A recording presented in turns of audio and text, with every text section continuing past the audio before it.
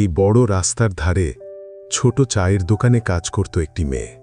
প্রতিদিন সে দোকানের সামনে আসা একটি ক্ষুধার্ত কুকুরকে বিস্কুট খেতে দিত। ধীরে ধীরে কুকুরটা প্রতিদিন সেই দোকানে আসতে শুরু করল।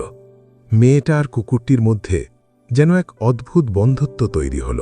কিন্তু একদিন হঠাৎ দোকানটা বন্ধ। মেয়েটা আর এলো না। আসলে মেয়েটা অসুস্থ হয়ে হাসপাতালে ভর্তি ছিল।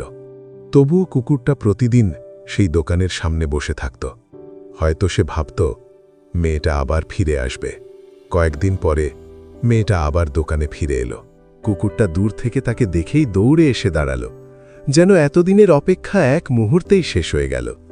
মেয়েটাও অবাক হয়ে কুকুরটাকে আদর করতে লাগল।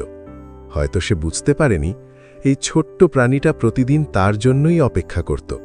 সত্যি, ভালোবাসা কখনো বড় বা ছোট হয় না, আর সত্যিকারের অপেক্ষা কখনো বৃথা যায় না।